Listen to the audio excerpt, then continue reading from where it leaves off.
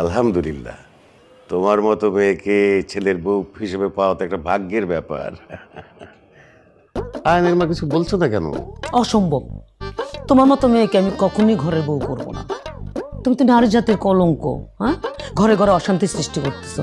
পুরুষ মানুষকে আকাশে তুলতেছো আর মেয়ে মানুষকে মাটিতে পায়ের নিচে ফেসে ফেলতেছো। হ্যাঁ, কখনো না, অসম্ভব। ছি, তোমাকে আমি কখনো বউ হিসেবে গ্রহণ করবো না। মা মা চুপ করো না। না, চুপ চুপ।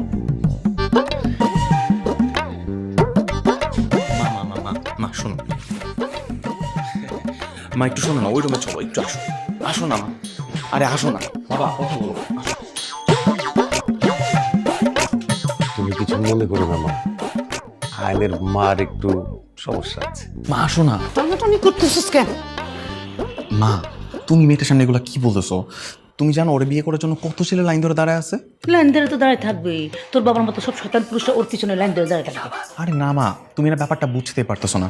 একটা বার ভাবো, এই মেয়েটা তোমাদের পুরো গোটা নারী সমাজের সবগুলো মহিলাকে পায়ের নিচে ফালায় রাখে, আর সেখানে কিনা এই মেয়েটা এই ঘরে বউ হয়ে আসলে তোমার পায়ের নিচে থাকবে।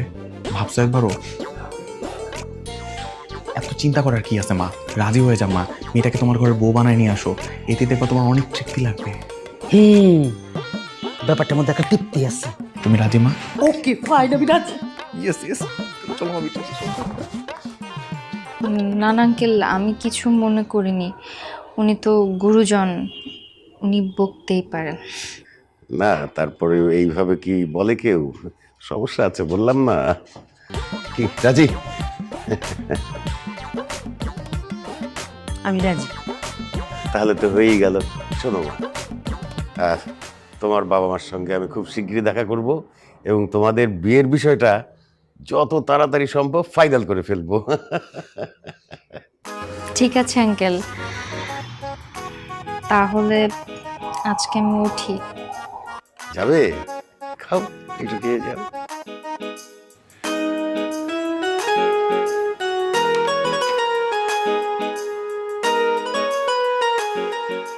কথাটা তো শোনো তুমি, তুই কথা। আরে কি করতেছো এগুলো তুমি? আরে কি শুরু করলে এগুলো তুমি? এরকম ভাবে কেন রাগ দেখাচ্ছ? এই সংসারে কি আমার কথার কোনো দাম? চুপ, একদম চুপ। একটা কথা বলবা না। এই সংসার আমার মতো চলবে, তোমার কথাতে না। বুঝতে পারছো?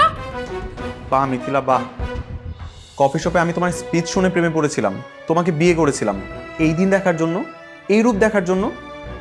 একটা মানুষের দুইটা রূপ কি করে হইতে পারে? এটা রূপ না, এটা আমার আসল রূপ। যেটা দেখতেছো এইটাই আমি। আর কফি শপে যেটা দেখো ওইটা আমার বিজনেস পারপাসে। বিজনেসের জায়গায় বিজনেস আর সংসারের জায়গায় সংসার। বিজনেসের সাথে সংসার মিলাবে না, খবরদার। তার মানে কি এই সংসারে পুরুষ মানুষের কোনো ভ্যালু নাই? না নাই, তুমি ইনকাম করবা, সংসারে কন্ট্রিবিউট করবা, শেষ। সংসার সামলাই কি আমি? সারাদিন কামলা খাটবো আমি, ঘর সামলাবো আমি, আর তুমি এসে আমার সাথে মাতবাড়ি করবা? এটা চলবে না। আমার মতো করে, আমার মত মতো যদি সংসার না চলে তাহলে কিন্তু আমি তুফান তুলে দেবো, বলে দিলাম।